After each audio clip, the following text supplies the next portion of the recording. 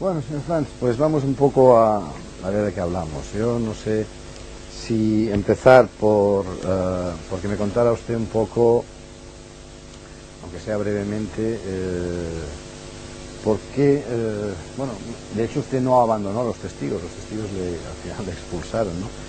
Pero contadme un poco su experiencia cuando fue expulsado de testigos de Jehová. Pues yo fui invitado a ir a la sede central en Brooklyn. Pasé unos 15 años ahí y al final, en 1980, había pasado 40 años de mi vida en la religión, dedicando mi tiempo cabal a la actividad. Y por lo natural, el dejar algo que ha ocupado toda la vida es un cambio grandísimo para uno, lo era para mí. Y un poco, ¿cuál fue la razón por la cual usted fue, bueno, primero separado del cuerpo gobernante y más tarde expulsado? Pues durante mis años, los 9 años que pasé en el cuerpo gobernante, me iba preocupando más y más al ver la forma en que se controlaba tan estrechamente a las vidas de las personas. Y yo no veía base bíblica para la autoridad extremada que ejercieron sobre las personas. La mayor parte de las sesiones que celebramos como cuerpo gobernante se empleaban en formular nuevas reglas, nuevas normas que se imponían, y el no observarlas llevaba a la expulsión enseguida. Pues noté que iba aumentando un sentido adverso hacia mí a través de los años, la tensión iba aumentando, pero al final, cuando estuve fuera, empezó lo que yo llamaría una inquisición ahí en la misma sede, y empezaron a interrogar a personas, celebrar juicios, reuniones judiciales, sentenciarlos a expulsión. Y esto sucedió por unos 23 días, yo estando fuera. No me informaron nada. Otro que fue más tarde expulsado, que había estado allí en la sede central por muchos años, Edward Dunlap, estaban trabajando lado a lado con él. Tampoco le dijeron palabras sobre el asunto, aunque estaban empleando tanto el nombre de él como el nombre mío en términos de apostasía en estas sesiones. Y apenas pude creer que esto sucediera entre personas que conocía por tanto tiempo. Pero después me invitaron a volver ahí, celebramos sesión, luego pidieron que renunciara a mi cargo. Usted me decía en su carta, cuando yo le pedí la entrevista, que le gustaría, por encima de todo, dijéramos, poner en evidencia la buena voluntad de la mayoría de las personas que están en Testigos de Jehová y que sin embargo se encuentran un poco, dijéramos, bueno, bajo la opresión o bajo el autoritarismo, dijéramos, de la cúpula del cuerpo gobernante, ¿no? Sí, yo no dudo de la sinceridad de la inmensa mayoría de las personas. Mi padre, mi madre eran testigos antes de yo nacer, vivieron y murieron como testigos. Yo sé que eran gente buena y cristiana. Y creo que la mayor parte de los testigos son muy sinceros, desean servir a Dios y a Cristo y al prójimo. Claro, en cada religión hay el trigo y la cizaña, y los testigos de Jehová no son excepción a eso. Pero el problema es que hay un concepto que rige Y ese concepto tiene que ver con una autoridad organizacional. Para los testigos, el criterio para juzgar cada cosa no es la Biblia, no es realmente Dios o Cristo, sino es la misma organización. Cuando la organización pronuncia algo, todo el mundo ha de concordar. Y el disentir o siquiera dudar y expresar las dudas puede conducir a la expulsión. Ese es el problema principal. Y ese problema se traduce también en graves problemas personales para mucha gente, en el tema, por ejemplo, de las transfusiones de sangre o bien en el tema del servicio militar, ¿no? No hay actividad en la vida diaria que el cuerpo gobernante considera que esté fuera de su derecho de implantar o imponer reglas. Cualquier cosa que sea. Durante los 9 años me quedé estupefacto al ver cómo entraban en cada detalle de la vida de las personas. El asunto de la sangre. Yo reconozco los peligros, los riesgos que acompañan al asunto, pero debe ser un asunto de conciencia. Hasta dicen que usted mismo no puede reservar una cantidad de su propia sangre para usarse luego. Dividen la sangre en diferentes componentes, ciertos componentes aceptables, otros prohibidos. Toman el plasma, que es 92% sangre, agua, y los otros elementos que forman el otro 8%, cada componente es permitido, pero el plasma en sí es prohibido. Y como uno dijo, es como si un doctor le dijera, tú no puedes comer sándwich de jamón y queso y pan, pero puedes comer el pan por sí separado, el queso por sí separado y el jamón por sí separado. ¿Y dónde consiguen la idea de que es propio imponer reglas en cosas así? Y además hay unas sucesivas contradicciones, porque no siempre se ha dicho el tema de la sangre. Me parece que fue en la época de Rutherford donde el juez Rutherford hizo una gran alabanza de las transfusiones de sangre, y no fue hasta más tarde que se prohibió el tema de la sangre.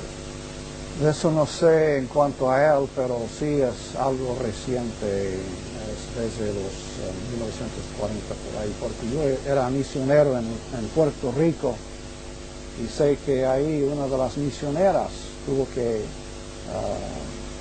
someterse a cirugía y otro misionero ofreció sangre para ayudar en la operación, y fue como 2 o 3 años más tarde quedó totalmente prohibida. Y originalmente las fracciones, los componentes, todos eran prohibidos, pero uno por uno iban aceptando algunos. Y no considero que ningún hombre tiene el derecho de imponer tales reglas. Tengo entendido que las vacunas en una época también estuvieron prohibidas y luego más adelante, ahora mismo se pueden... Bueno, se hablaba en contra de ellas, sí, pero el mismo presidente de la sociedad cuando viajaba tenía que vacunarse para poder... En ese tiempo ahora no existe esa regla, pero eso sí. Luego, bueno, el tema central quizá de la creencia de los testigos de Jehová es la cuestión del fin del mundo, dijéramos, tal como la entendemos nosotros. Ustedes hablan del fin de los tiempos, del sistema de cosas, vamos, los testigos hablan. Me gustaría que me dijera cuál es su opinión sobre toda esta sucesión de fechas que se han producido, primero el año 1874, luego el año 14, luego hubo el asunto de que iban a bajar los padres de la Biblia el año 25, se construyó esa casa en California. Me gustaría que me contara un poco todo esto, esta sucesión de fechas, los retrasos, etcétera. Pues el primer presidente, el fundador de la Watchtower, la atalaya, Russell, Charles Taze Russell, él se atrajo al movimiento de Guillermo Miller, en los 1800. La idea era que la venida de Cristo estaba bien cerca. Y primero él aceptó la idea de que los postreros días habían comenzado en el 1799. Fijó la fecha de 1874 para una venida invisible de Cristo. Y dijo que 1914, 40 años después, marcaría el fin de todo. Y para esa fecha, Cristo habría tomado control completo de toda la tierra. Pero cuando pasó 1914 y el fin no vino, al principio se esforzaron por retener las mismas enseñanzas, pero luego cambiaron totalmente. Trasladaron el comienzo de los posteriores días en 1799 a 1914. Antes era el fin, ahora era el comienzo. Un pequeño error, 1700 ha dicho usted. 1799 era el comienzo. Ajá, era 1799. No era 1874. No, eso fue cuando Cristo vino. Perdón. Vale, ok. Bien. Así que ahora 1914, en vez de ser el fin de los posteriores días, era el comienzo de los posteriores días. Y también la venida de Cristo se trasladó de 1874 a 1914 igual. Ahora, últimamente, después de haber dicho por 70 años que la generación de 1914 será el fin final de todo y la entrada del nuevo mundo de Dios, ahora el año pasado cambiaron eso también. Y desligaron la frase esta generación, cuando Cristo dijo esta generación no pasará, desligaron la frase de la fecha, pero todavía retienen la fecha. Y el problema para mí no es que haya errores, todos cometemos errores, yo cometo errores, pero la cosa es que vinculan el nombre de Dios a esas fechas y conectan a Dios con esas predicciones y dicen que son revelaciones basadas en la palabra de Él. Cuando fallan, ¿cómo afecta la actitud de las personas para con las escrituras o para con Dios mismo? Tiene que socavar hasta cierto grado su confianza. La última fecha que se dio como fecha del fin del sistema de cosas, como fecha del fin del mundo, fue 1975. ¿Cómo vivió usted ese momento? Pues mi tío originó esa fecha, escribió un libro que contuvo esa información y se indicó que sería el comienzo del final, sería el final de 6.000 años de historia humana y que los próximos 1.000 años probablemente serían el milenio de Cristo. Al principio yo creía que quizás hubiera posibilidad, pero al pasar el tiempo me di cuenta de que es imposible que el hombre pueda fijar una fecha de esa forma. Y en mis discursos procuré amonestar a los hermanos que tuvieran cautela en cuanto a eso, que Cristo dijo que nadie sabe el día ni la hora. Pues se mantuvo en pie la enseñanza hasta llegar al año. Al pasar hubo un gran descenso en el número de testigos. 2 años o más iban descendiendo el número. Y provocó bastante dificultad. Creo que centenares de miles de personas abandonaron el movimiento a causa de eso. Pero cuando esto sucede, el cuerpo gobernante, en vez de admitir francamente su error, buscan la forma de esquivar la responsabilidad. Lo han hecho así con este asunto de la generación de 1914. Ellos dicen en sus publicaciones, había tiempo cuando los testigos de Jehová especulaban. Y realmente los testigos de Jehová no hacen nada de su propia iniciativa. Todo lo reciben desde arriba, todo. si especulan, es resultado de lo que se les ha dado. Incluso, bueno, hubo, dijéramos, respecto a estas órdenes desde arriba, a partir del presidente Nor, cuando él, dijéramos, democratizó hasta cierto punto las decisiones, porque las traspasó del presidente al cuerpo gobernante, entonces hubo la regla esa de los 2/3 para cambiar las cosas, ¿no? Y eso influyó decisivamente en el tema del servicio militar sustitutorio. Me gustaría que me contara un poco ese mecanismo un poco absurdo si se consiguen los 2/3 cambiamos y si no nos quedamos con lo viejo, ¿no? Con lo antiguo, con lo de siempre. Absurdas, una cosa de estas, pues determinarla por votos, ¿no?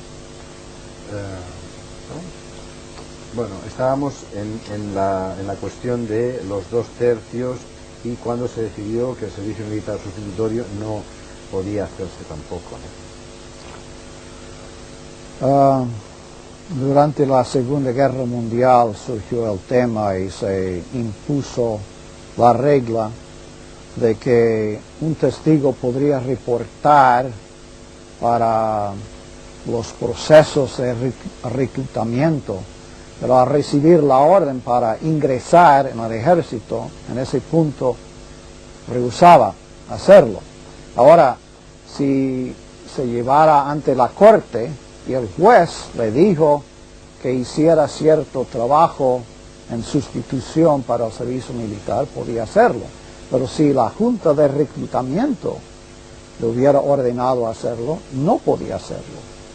Y dijeron que la sustitución iguala a equivalencia, que si aceptaban la sustitución, trabajar en un hospital, una biblioteca, una casa para gente de edad, que era igual que aceptar el servicio militar.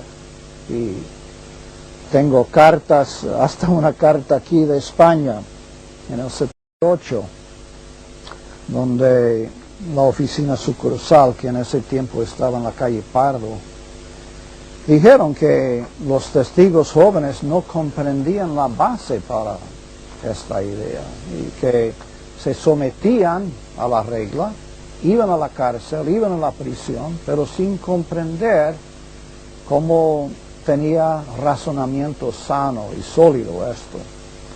Y surgió en el cuerpo gobernante en ese mismo año y celebramos como 5 sesiones discutiendo el asunto. Se puso a voto y cada vez había la mitad o más que favorecían quitar esa regla, dejar a conciencia del individuo decidir si quería aceptar ese servicio de sustituto. Una vez llegamos a las mágicas 2/3 partes de la membresía y luego hubo un receso. Después un miembro, Lloyd Barry, dijo que había cambiado de idea, se destruyó las 2/3 partes, la regla quedó en efecto y miles de personas todavía irían a la prisión porque no se había cambiado la regla. Además las reglas no son iguales en todas partes, según parece, porque hubo el caso dijéramos, de Malawi y de México, que usted lo documenta muy bien en su libro, Sí. Y que me gustaría que lo contara. Yo no sé si los testigos van a creer en esto. Yo he argumentado con algunos de ellos y me han dicho que es absolutamente falso, que es imposible que los testigos de Jehová en México sobornen a ciertos oficiales para que les den la cartilla militar.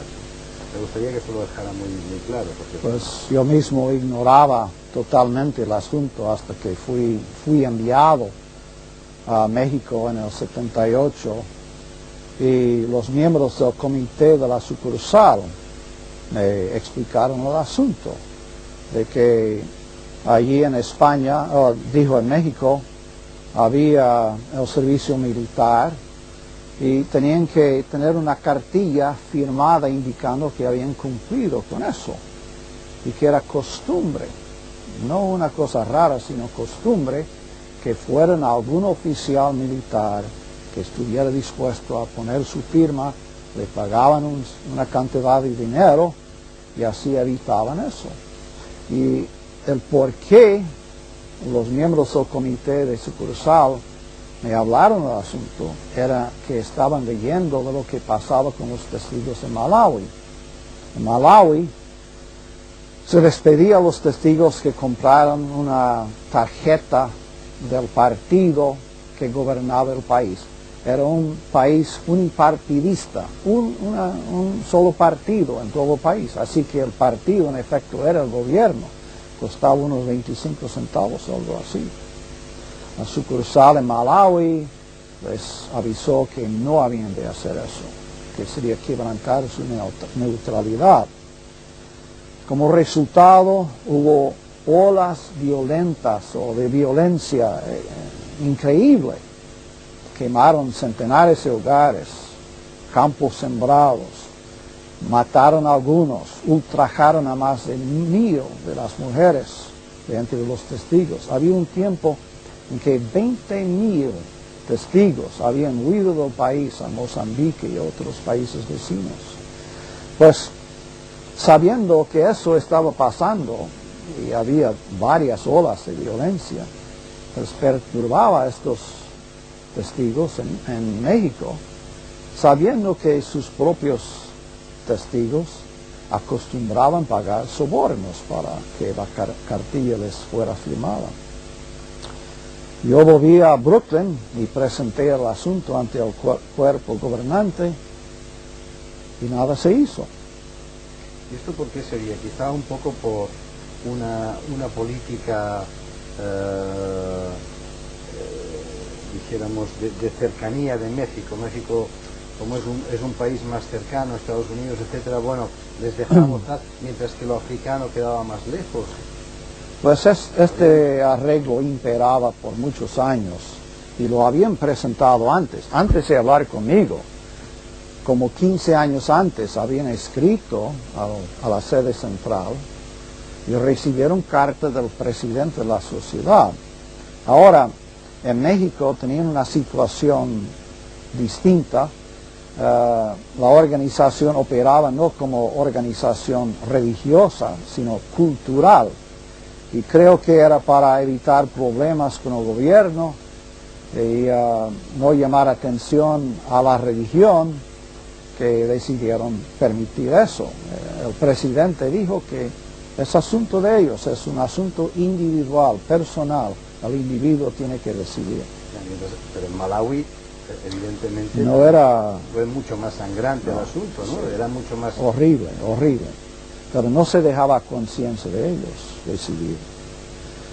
Y eso me afectó y había asunto tras asunto así a través de los 9 años que la tensión iba aumentando para mí en mi corazón. En España, yo cuando he hablado con compañeros acerca de este asunto, con periodistas y tal, bueno, voy a hacer un reportaje sobre testigos de Jehová, el problema que significa, dijéramos, como secta y tal. La idea en general es, tanto por parte de los compañeros como por parte de la sociedad, que los testigos no son malos, no hacen daño a nadie, con lo cual, ¿por qué te vas a meter con ellos, no? Sí.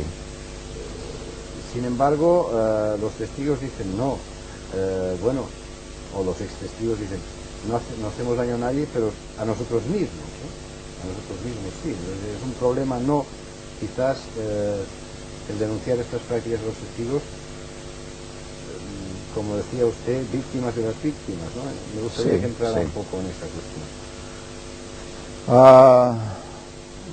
We may have to cut here, quizás tenemos que interrumpir. No comprendo precisamente qué aspecto. A ver, yo lo que quiero que usted me cuente es que la organización quizás no sea mala para la gente de fuera, para la gente que no pertenece a la organización. Sí, no. Es decir, otras sectas pueden ser malas por sus prácticas, y en estoy haciendo ya sectas muy de tipo sexual, drogas, etcétera, que conllevan, dijéramos, perjuicios incluso para gente.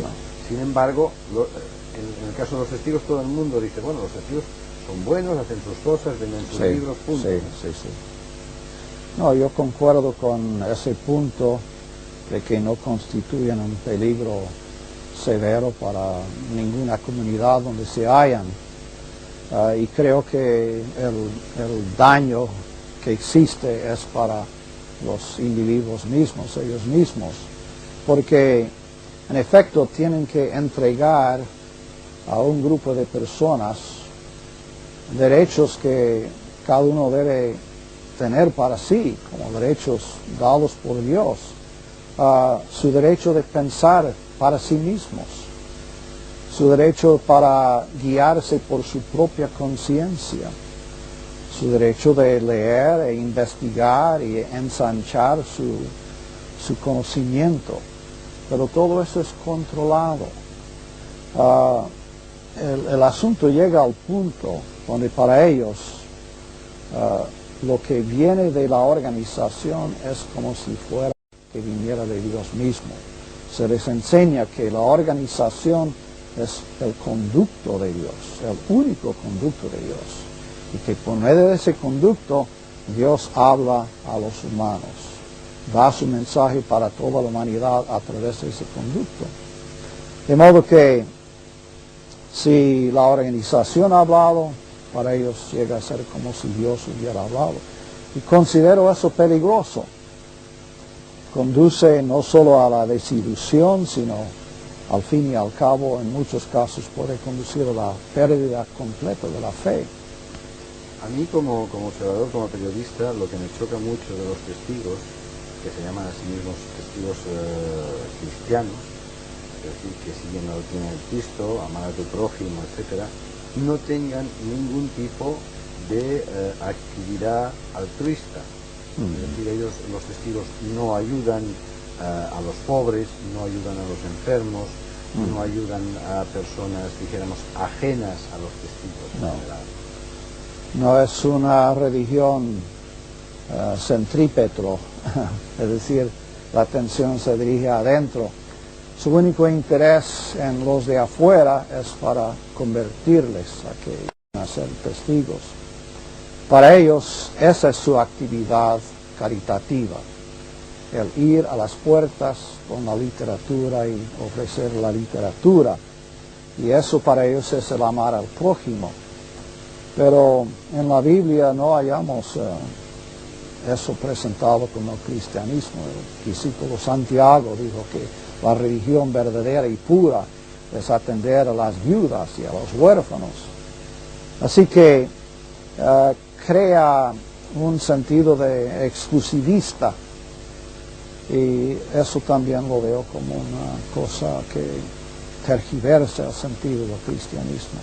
Pero incluso para los testigos que dedican toda su vida a la organización, que viven en un Betel sin sueldo prácticamente, con sus necesidades básicas cubiertas, ¿qué ocurre con algún miembro de estos en caso de que deje de pertenecer a Testigos de Jehová por cualquier motivo? Se encuentra en la calle pobre y sin nada, ¿no? Es decir, bueno, en efecto sí, porque mientras está ahí en una oficina sucursal o en la sede central, todas sus necesidades se proveen, atención médica, lo que sea, pero para retener eso tiene que continuar así, en efecto morir así, porque si sale no hay arreglo para pensión, nada de eso, y está ahora por su cuenta. Él tiene que buscar cómo existir, quizás con bastante dificultad. Y no creo que también que es un mecanismo que se adopta de esta forma para evitar fugas de gente. Bueno, sí, ellos quieren retener el personal que existe. De hecho, casi se asusta el individuo con la misma idea, la mera idea de salir. Se ve como una cosa dificilísima salir y proveerse para sí mismo. Mientras más tiempo uno está ahí, más probable es que se queda, porque viene a ser más dificultoso el salir. Es curioso también que en una organización espiritual, en una organización que tiende, dijéramos, a la salvación del alma, pues se le dé tanta importancia a la actividad, en definitiva, a una actividad económica como es la actividad que representa la publicación constante de folletos, libros, etcétera, y a los bienes materiales de la organización, ¿no? El tema de los números, de las cifras, eso puede ser muy interesante para una corporación industrial, pero sí, para una corporación religiosa es frecuente. Pues en la mente de ellos, toda esa prosperidad material, los bienes raíces, las propiedades grandísimas en algunos países, Alemania, Francia, España, Brasil, los grandes edificios, y ellos van ahí de visita y miran todo eso, muy impresionante. Y todo eso se convierte en evidencia de la aprobación y bendición divina. Pero lo material no es prueba de bendición divina. Cristo no tenía nada de eso, sus discípulos no tenían nada de eso. Cuando dijeron, mira, Señor, al templo, qué grandes edificios. Jesús no dijo que esa era evidencia de bendición divina. Estamos, desde un punto de vista, dijéramos, estrictamente temporal, al final de la generación de 1914. Prácticamente, pues en el año 2000, a la gente del año 14 tendrán todos más de 80 años, 86 años tendrán como mínimo, ¿no? Sí. Esto está dentro de pocos días. Y dentro de 10 años más prácticamente no habrá nadie, habrán muerto todos. Sí. ¿Usted cree que puede haber una inflexión en los años próximos respecto a la doctrina del año 14 y por ende respecto a toda la construcción teológico-científica de los testigos? ¿Podría haber un cambio radical? El tema surgió ya en los 1970 en el cuerpo gobernante y había bastante discusión sobre el asunto, pero decidieron retener la fecha y las enseñanzas tal y como estaban. Pero originalmente se creía que al hablar de la generación de 1914 estaban refiriéndose a personas adultas, pero iban pasando las décadas y luego empezaron a hablar de que personas de 14 años de edad tenían sentido suficiente para comprender lo que estaba pasando. Iba pasando más tiempo, lo redujeron a los de 10 años de edad. Hallaron una revista que decía que un joven de 10 años de edad podía comprender. A lo último estaban hablando de los que habían nacido en 1914. Pero el año pasado aparentemente se dieron cuenta de que ya no era sostenible la enseñanza. Y como digo, publicaron un artículo y desligaron la frase esta generación de la fecha 1914. En su revista Despertar habían dicho que la revista señalaba a la promesa del Creador de que la generación de 1914 vería la entrada del nuevo mundo de Dios. La promesa del Creador. Y ahí está el problema, el conectar a Dios con predicciones y enseñanzas que resultan obviamente erróneas. Me gustaría que me dijera el concepto de la Gran Babilonia, según los testigos de Jehová, ¿cuál es? ¿A quién se refieren cuando hablan de la Gran Babilonia? Dicen que es el imperio de la religión falsa. Y la religión falsa es toda religión que no sea la de ellos. Sin embargo, yo he preguntado a testigos en la calle y les he preguntado si yo, siendo buen católico, buen musulmán, buena persona en definitiva, podía salvarme. Ellos dicen que sí. Esto no es una contradicción. No están hablando de acuerdo con sus propias publicaciones. No, según la doctrina oficial, cuando llegue el Armagedón, los sobrevivientes serán todos testigos de Jehová. Y por eso cuando dicen que demuestran su amor al prójimo por medio de ir y advertir a las personas en sus casas, el hecho es de que consideran a todas esas personas mundanos, es el término que usan, una persona mundana. Y como digo, ese exclusivismo, yo no puedo armonizarlo con el cristianismo. Es más bien la actitud de los fariseos, que despreciaban a los que no eran de su religión. Usted sabe que su libro, Crisis de Conciencia, ha servido para hacer reflexionar a muchas personas que están dentro de Testigos de Jehová.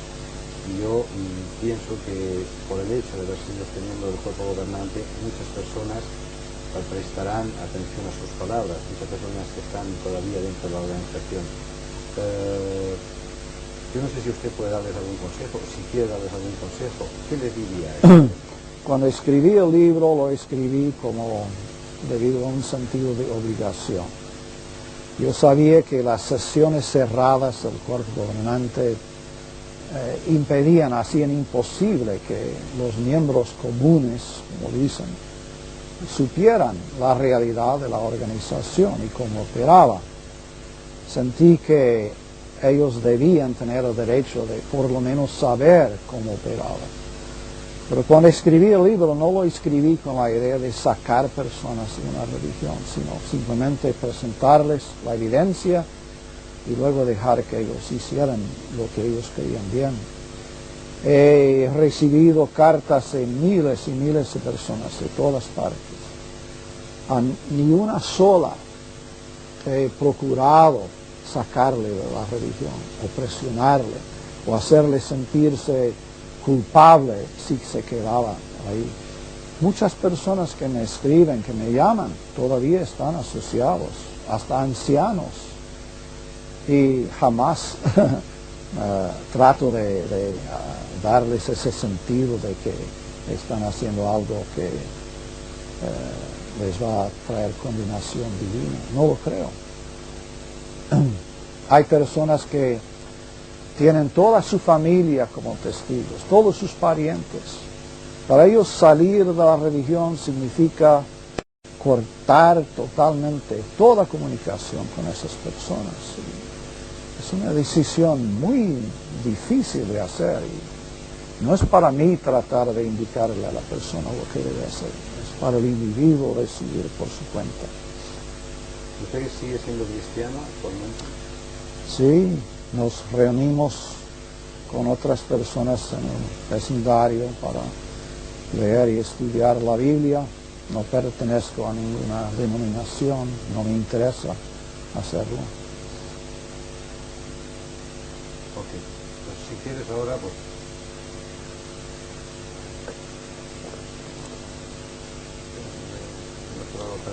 Haga otra vez el mismo gesto que vamos a hacer un corto, dejando el vaso sobre... Aunque no quiera beber, haga como que bebe, coja el vaso.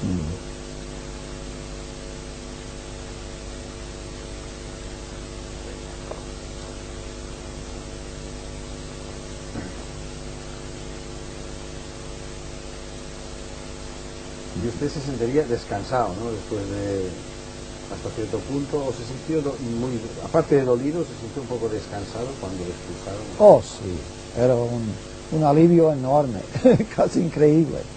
Cuando recibí la llamada telefónica, estaba en Alabama, de que mi expulsión quedaba cierta, era como empezar la vida de nuevo, porque es una presión eclesiástica, tiránica en un sentido que uno siente.